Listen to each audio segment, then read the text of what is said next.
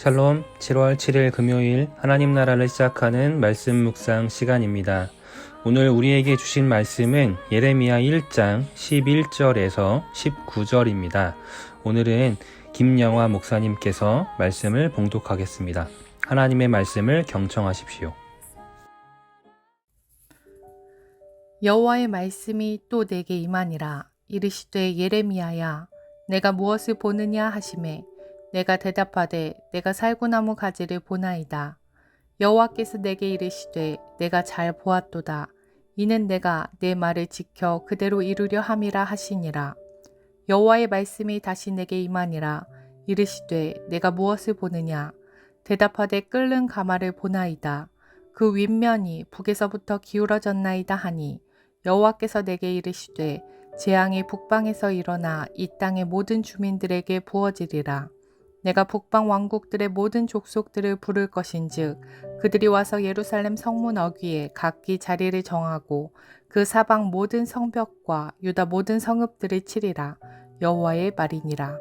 무리가 나를 버리고 다른 신들에게 분향하며 자기 손으로 만든 것들을 절하였은즉 내가 나의 심판을 그들에게 선고하여 그들의 모든 죄악을 징계하리라.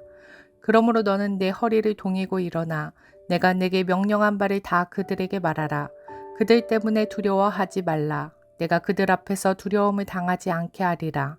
보라, 내가 오늘 너를 그 온 땅과 유다 왕들과 그 지도자들과 그 제사장들과 그 땅 백성 앞에 견고한 성읍, 쇠기둥, 놋 성벽이 되게 하였은즉 그들이 너를 치나 너를 이기지 못하리니 이는 내가 너와 함께하여 너를 구원할 것임이니라.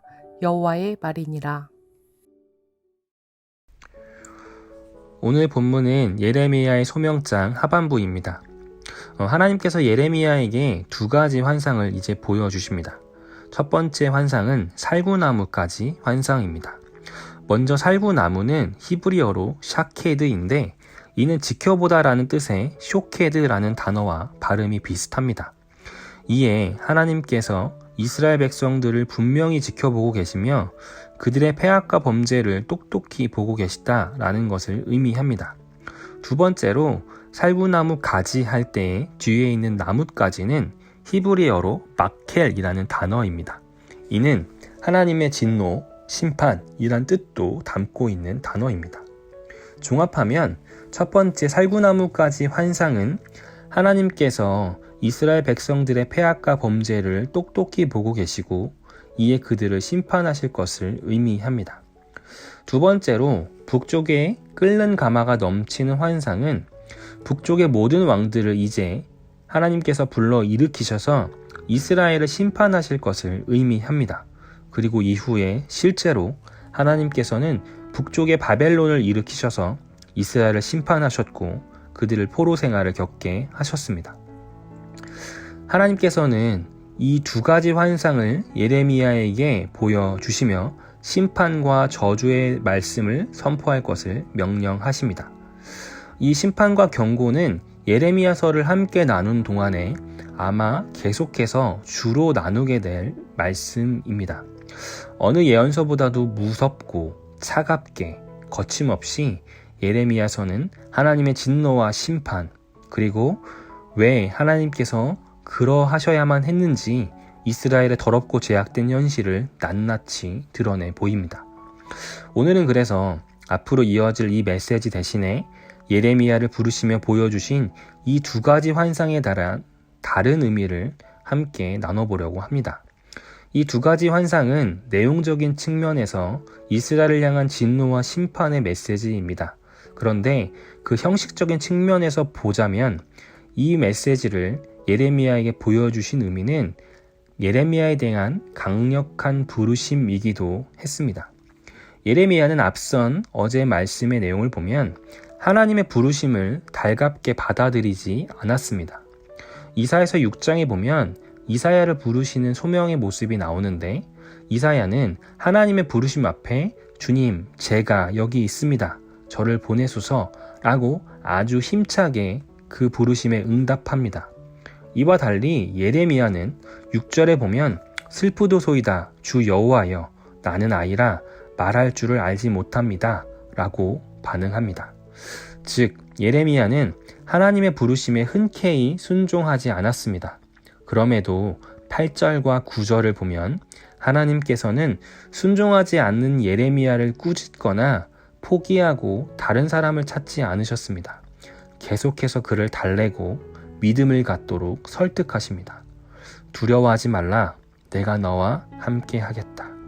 심지어 여호와께서 그분의 손을 직접 내밀어 예레미야의 입에 대시며 내 말을 내 입에 두었다 라고까지 하십니다. 이러한 하나님의 설득과 믿음을 주시는 과정 이후 이어진 환상이 오늘 본문입니다. 앞선 예레미야의 주저함과 머뭇거림, 그리고 오늘 보여주신 환상 중간에 예레미야가 하나님의 설득에 되돌아섰다, 결심했다라는 모습은 나오지 않습니다. 하나님의 여러 설득에도 그는 여전히 결단하지 못했고 그 주저함의 자리에 있을 때 하나님이 이 두 가지 환상을 보여주신 것입니다. 환상을 통해 하나님께서는 예레미야에게 그에게 선포하라고 주신 메시지가 얼마나 분명하고 확고한 하나님의 뜻임을 보여주신 것입니다. 이는 예레미야에게만 그런 것이 아닙니다. 하나님의 부르심 앞에 예레미야처럼 주저하고 두려워했던 모세에게도, 기드온에게도 이와 같이 설득하시고 믿음을 갖도록 여러 징표들을 보여주셨습니다. 이를 통해 알 수 있는 것은 하나님은 우리에게 일방적인 믿음과 복종만을 요구하지 않으신다는 것입니다. 하나님은 우리를 부르실 때 강한 믿음을 요구하시기 이전에 강한 믿음을 갖도록 끊임없이 우리를 설득하시고 도닥여 주십니다. 믿음을 가질 수밖에 없도록 계속해서 내가 너와 함께 한다. 그렇기에 두려워하지 말라.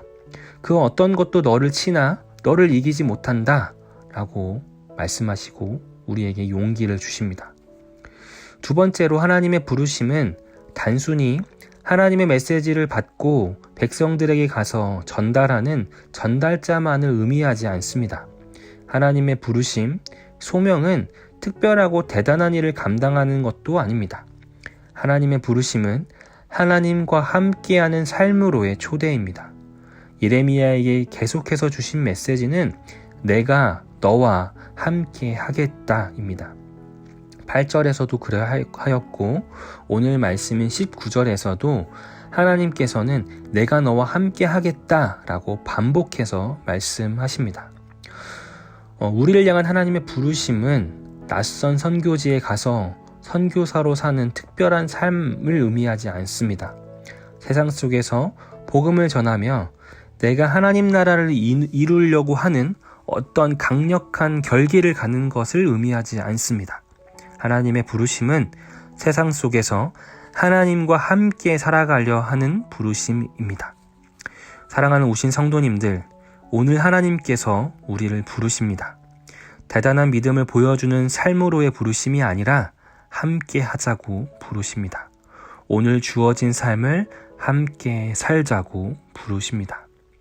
그리고 그 부르심에 주저하고 의심하고 그 삶을 이뤄낼 자신이 없어 머뭇거리는 우리를 주님은 그 믿음을 갖도록 때론 말씀하시고 때론 기적을 보여주심으로 우리가 그분의 초대에 응해 그분의 뜻을 이루며 함께 살아갈 수 있도록 주님은 우리를 도우시고 함께 하십니다.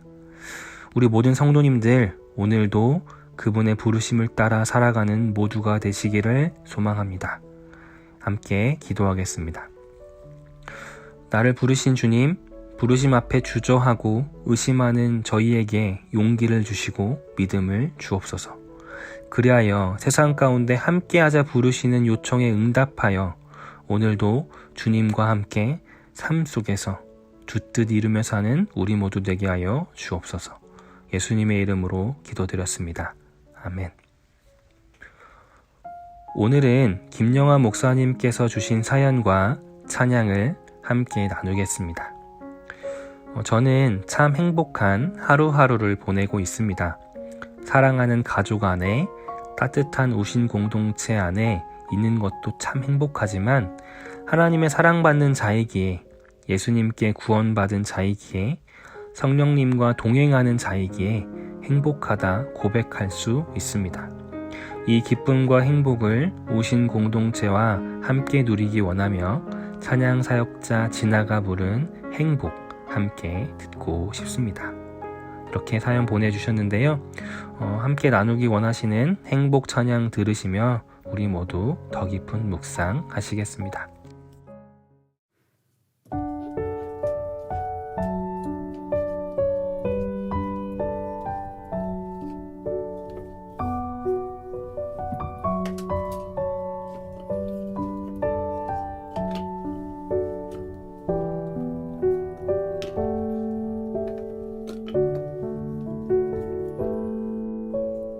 화려하지 않아도 정결하게 사는 삶, 가진 것이 적어도 감사하며 사는 삶, 내게 주신 작은 힘 나눠주며 사는 삶, 이것이 나의 삶의 행복이라오.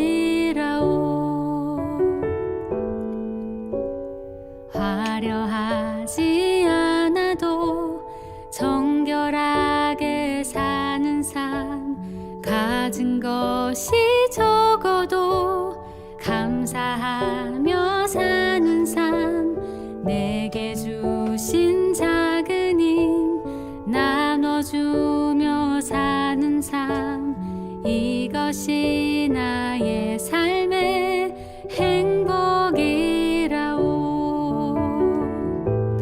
이것이 행복이라오. 세상은 알 수 없는 하나님 선물, 이것이 행복이라오.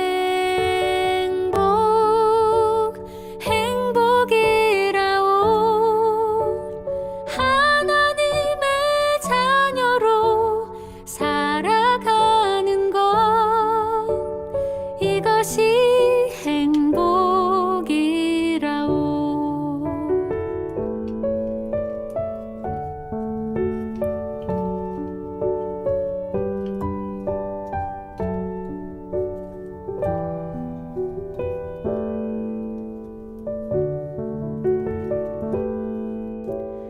눈물 날 일 많지만 기도할 수 있는 것, 억울한 일 많으나 주를 위해 참는 것, 비록 짧은 작은 삶 주 뜻대로 사는 것, 이것이 나의 삶의 행복이라오.